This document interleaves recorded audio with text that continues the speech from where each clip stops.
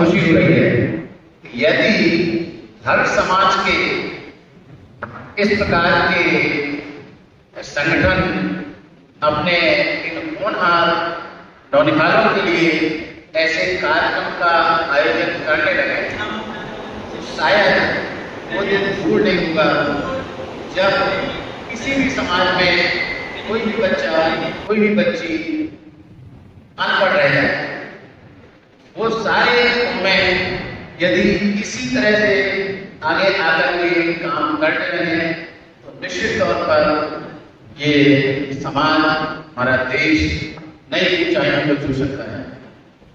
आज मुझे बहुत खुशी हो रही थी जब प्रोफेसर सर ने खड़ा करवाया बच्चों को कि कौन सी बच्चियां हैं जिन्हें आज सम्मानित किया जाना है।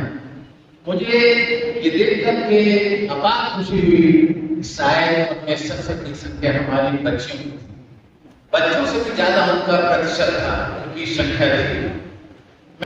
मैं इन बच्चियों के मम्मी पापा को बहुत बहुत बधाई देता हूं जिन्होंने इनको इस मुकाम तक ला करके खड़ा किया है। मैं चाहूंगा कि आप इन पर विश्वास करें, इनके हर कदम में साथ दें, इनको आगे बढ़ने दें, पढ़ने दें। शिक्षा ही एक ऐसा तंत्र है, ऐसा नुस्खा है जो हर बच्चे बच्ची के जीवन में बदलाव ला सकता है। अभी हमारी बेटी कह रही थी, शायद जो तैयारी कर रही है शायद यूपीएससी की, शायद उसने बहुत अच्छा आपके लिए एक संदेश दिया है कि आपको अपनी जिम्मेदारियों को ध्यान में रखते हुए आगे बढ़ना है और आपको अपने मम्मी पापा का, अपने परिवार का नाम रोशन करना है। लेकिन साथ में उन मम्मी पापा का भी दायित्व है कि उन बच्चों को आगे बढ़ने दें, उनकी एजुकेशन को कहीं पर विराम मत लगाएं, रोके मत। आजकल इतनी संस्थाएं हैं, हर सरकार इनको स्कॉलरशिप दे रही है, छात्रवृत्ति दे रही है, हॉस्टल उपलब्ध करा रही है। बहुत सारी एजेंसियां हैं जो जिन्हें किसी धर्म से, समुदाय से कोई मतलब नहीं है। सिर्फ उनका क्राइटेरिया है कि इतने परसेंट है, ये है, तो वो उसके लिए पात्रता की श्रेणी में आ जाते हैं। ऐसे कितने बच्चे जरा फिर से हाथ खड़े करें जिन्होंने साइंस लेकर के 12वीं पास की है, मतलब मैथ या बायोलॉजी लेकर के। बहुत बढ़िया, एक बार बच्चों के लिए जोरदार तालियों से स्वागत करें। इनमें से ऐसे कितने बच्चे हैं जिन्होंने अभी कुछ दिन पहले ही शायद एक समाचार सुना होगा, जैसे ही अभी मुश्किल से 1 महीने पहले की बात है जब इजराइल ने ईरान पर अटैक किया था। ध्यान है, समाचार पढ़ा है, सुना है? उस दौरान किसी ने ये भी सुनी है कि भारत सरकार ने कितनी फ्लाइट्स भेजी थी अपने देश के उन बच्चे बच्चियों को वहां से निकालने के लिए जो वहां पर एमबीबीएस करने गए थे, इंजीनियरिंग करने गए थे। कितने लोगों ने सुना ये समाचार, टीवी में देखा होगा? देखा है? उनमें से करीब 600 बच्चे ऐसे थे जो एमबीबीएस करने ईरान गए हुए थे और रातों रात भारत सरकार ने उनकी व्यवस्था करके उस हालात में पड़ोसी देश के माध्यम से उनको वहां अपने जो राजदूत थे उनके माध्यम से उनको कलेक्ट किया, सुरक्षित भारत अपने वापस दिल्ली लाए। उनमें शायद आपने अगर देखा हो टीवी पर, सबसे ज्यादा बच्चियां थी जो एमबीबीएस करने ईरान गई थी। और शायद वो, आपको एक बात बता दूं, सारी बच्चियां ज्यादातर कश्मीर के थे। मतलब आप ये सोचे कि कश्मीर हमारा वो प्रांत है जो शिक्षा के क्षेत्र में कितने आगे है। हर घर से वहां पर एक बच्चा या तो डॉक्टर होगा या इंजीनियर होगा, और अगर नहीं होगा तो व्यवसाय में कितना अच्छा होगा, इसके होटल्स होंगे, इसका टूरिज्म का बहुत बड़ा व्यवसाय होगा। कहने का मतलब मेरा यह है कि कोई भी धर्म, कोई भी कौम बगैर शिक्षा के आगे नहीं बढ़ सकती है। मैं एक यहाँ आग्रह करूंगा सारे वरिष्ठ जनों से, सारे शिक्षाविदों से कि आप अपने हर समाज के बच्चों को और बच्चियों को आगे बढ़ने दें, उनको खुली हवा में सांस लेने दें, उनको सपने देखने दें और उनके सपनों के अनुसार उनको आगे बढ़ने दें।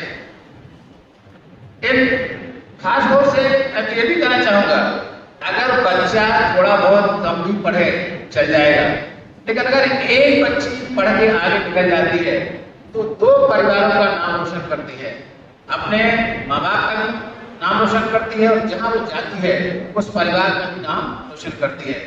मुझे आज इस मंच से ये बताने में बड़ा गौरव हो रहा है, मैं जहां से बुंदेलखंड से, खासतौर से छतरपुर जिले से, अभी आपने जो भारत में और पाकिस्तान के बीच 3-4 दिन का युद्ध चला था, शायद इसमें कर्नल सोफिया का नाम आपने बहुत हाईलाइट हुआ था। पता है कितनी बच्चियों को याद है कर्नल सोफिया का नाम? वो हमारे ही जिले की है, हमारे छतरपुर से 20 किलोमीटर पर नौगांव है। वहां के आज उनके चाचा, दादा, दादी सब लोग नौगांव में रहते हैं। तो आप सोच सकते हैं, आज के लिए सोचने का दिन है कि जब एक छोटे से क्षेत्र से कर्नल सोफिया बन सकती है ना? उनके भाई फौज में डॉक्टर हैं, उनके पिताजी भी फौज में थे। तो जब हमारी उस पिछड़े क्षेत्र की बच्ची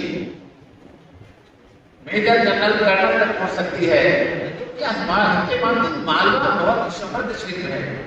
यहाँ के माँ बाप हर बच्चे को पढ़ाने में सक्षम है, हर बच्चे को एजुकेशन देने में सक्षम है। तो मैं सभी रत्नाम के सभी आज यहाँ बैठे वरिष्ठजनों से यही निवेदन करूंगा कि अपने बच्चे बच्चियों को आगे पढ़ने दें और जैसे हमारी बेटी ने कहा कि यूपीएससी, पीएससी या हमारे कि आज के जमाने में राजे रजवाड़े तो खत्म हो गए ना। अब असली राजा कौन है?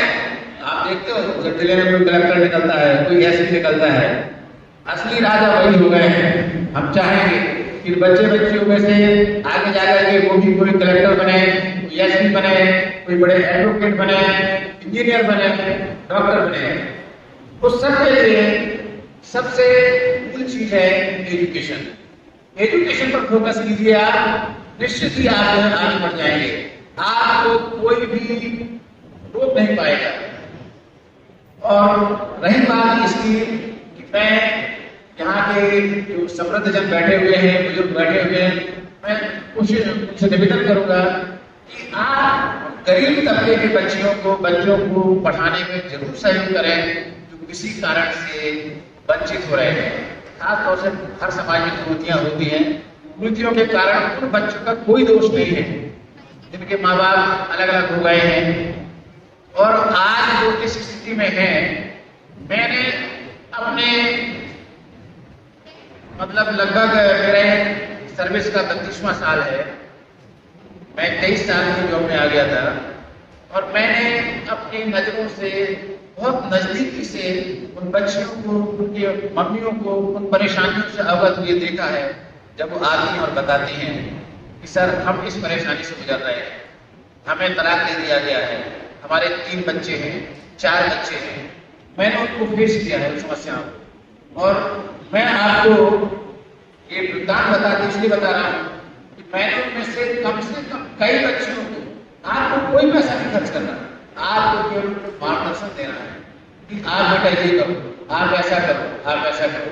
2 बच्चियों को, मुस्लिम बच्चियों को जो हमारी स्टूडेंट रही हैं, हमने उनको कहा, हमने उनको गवर्नमेंट डीएड कॉलेज में, डीटीआई कॉलेज में एडमिशन कराया, उन्होंने डीएड किया, पढ़ने बहुत अच्छी थी। और आज हमें बताते हुए गर्व हो रहा है कि वो अनाथ बच्चियां भी आज टीचर हैं, आज अपने पैरों पर खड़ी हैं।